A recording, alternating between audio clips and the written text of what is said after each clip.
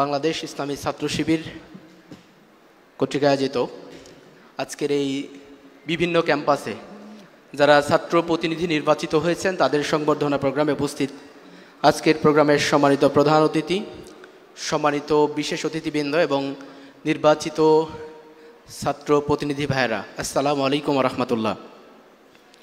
সর্বপ্রথম স্মরণ করছি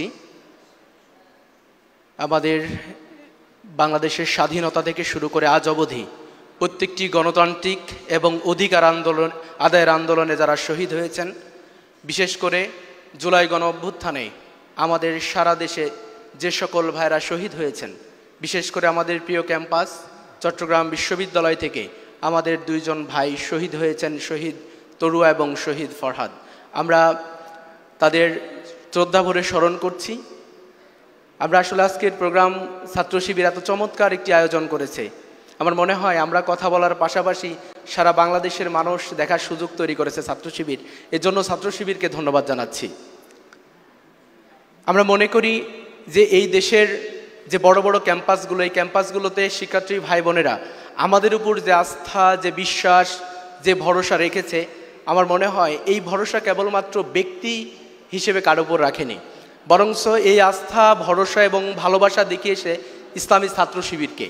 ইসলামী ছাত্র শিবির দীর্ঘ সময় নির্যাতন, নিষ্পেষণ, দীর্ঘ সময় বঞ্চিত, কারাগারের প্রকোষ্ঠে আবদ্ধ থেকে ছাত্র শিবিরের উপর যে নির্যাতন, নিষ্পেষণ করা হয়েছে, এর ফলস্বরূপ এদেশের ছাত্র জনতা জুলাই বিপ্লব পরবর্তী সময়ে দেখেছে যে ইসলামী ছাত্র শিবির সম্পর্কে যে ধরনের কথা বলা হয়েছে, ইসলামী ছাত্র শিবির বরং তার সাথে সম্পৃক্ত নয়, ইসলামী ছাত্র শিবির শিক্ষার্থীদের মাঝে কাজ করতে চায়।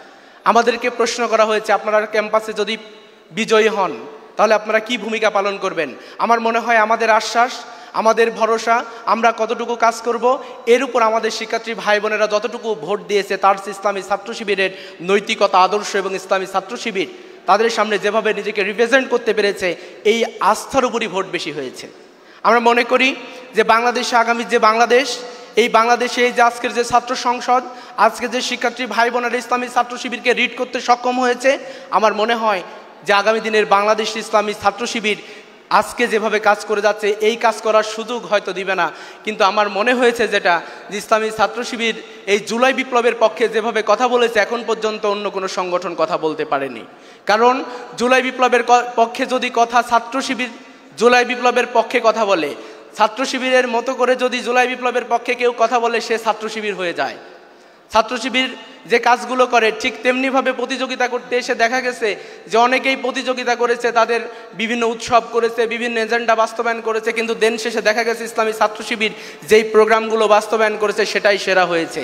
দিন শেষে মনে হয়েছে সবাই ছাত্র শিবির হয়ে গেছে, ক্যাম্পাসগুলোর সবাই ছাত্র শিবির।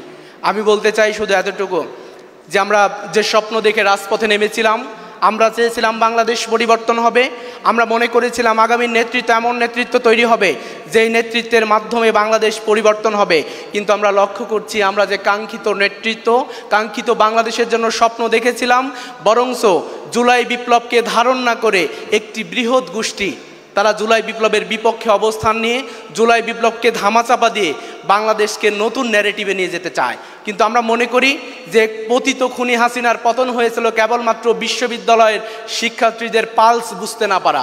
কেউ যদি বিশ্ববিদ্যালয়ের শিক্ষার্থী এবং বাংলাদেশের ছাত্র সমাজের এই পালস না বুঝতে পারে, আমি মনে করি যে অনেকেই অনেক স্বপ্ন দেখবে কিন্তু সেই স্বপ্ন বাস্তবায়ন হবে না ইনশাআল্লাহ।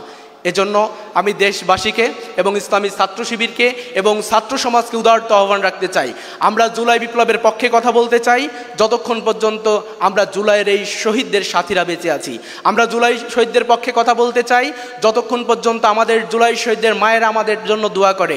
আমরা জুলাই শহীদদের পক্ষেই কথা বলতে চাই যতদিন পর্যন্ত তারা যার জন্য শহীদ হয়েছে সেই বাংলাদেশ আমরা বিনির্মাণ করতে না পারি।